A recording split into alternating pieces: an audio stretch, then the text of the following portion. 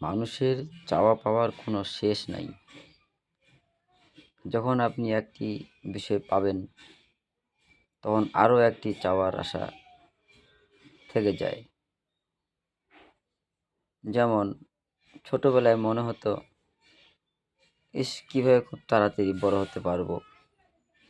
ছোট বাচ্চাদের দ্রুত মনস্তাত্ত্বিক বহিঃপ্রকাশ, যে অন্যরা অনেক বড় বড়, আমি ছোট, আমি তাড়াতাড়ি বড় হওয়ার চেষ্টা করি। যারা গরিব মানুষ তারা মনে করে যে আহারে আমার অনেক কিছুই নাই, যদি বড়লোক হতাম, অনেক অর্থ সম্পদ থাকতো, তাহলে কতই না ভালো হতো। বড়লোক মানুষদের গাড়ি আছে, বড় বড় বিল্ডিং আছে, দালান আছে, তাদের কত আরাম আয়েশ বিলাসিতা, আমার কিছুই নেই।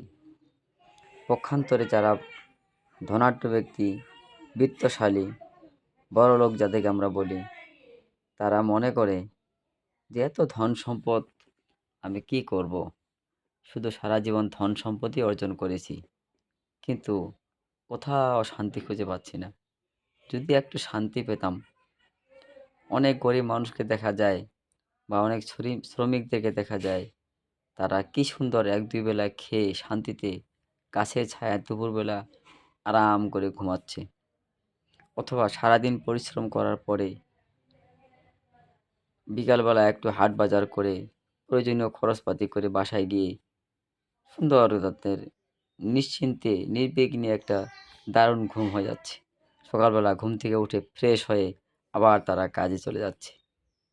বড়লোক মানুষ চায় যে যদি এরকম একটা সুন্দর শান্তি পেতাম। যখন বাচ্চারা ধীরে ধীরে বড় হয়ে যায়, কর্মজীবনে প্রবেশ করে, তখন কর্মের জীবনের, সংসার জীবনের অনেক চাপ, চাহিদা, এটা ওটা কত কি। তখন মানুষের মনে হয় ছোট ছোটবেলাটাই বোধহয় ভালো ছিল। কেন যে বড় হলাম? কেন যে বিয়ে-শাদী করলাম, সংসার করলাম? এত ঝামেলা, এত কাজ, এত চাকরি, এত পেরেশানি, এত ব্যবসার কাজকর্ম নিয়ে সারাদিন থাকতে হয়। সেক্ষেত্রে মনে হয় যে আগেই বোধহয় ভালো ছিলাম। ঠিক তদ্রূপ মানুষের চাহিদার কোনো শেষ নাই। যখন মানুষ একটা পায়, অন্যটাকে তখন অপোজিট মনে করে নেয়। একটা কথা আছে না? নদীর এপার কহে ছাড়িয়া নিঃশ্বাস, সব সুখ বুঝি ওই পারেতে আমার বিশ্বাস।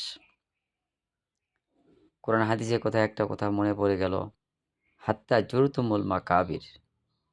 অর্থাৎ মানুষ কবরে না যাওয়া পর্যন্ত তার চাহিদার কোনো শেষ হবে না। সুতরাং অল্পতেই খুশি থাকি, অল্পতেই সন্তুষ্ট থাকার চেষ্টা করি ইনশাআল্লাহ। এটাই আমাদের সুখ, এটাই আমাদের শান্তি যেন হয়ে যায়। ধন্যবাদ সবাইকে।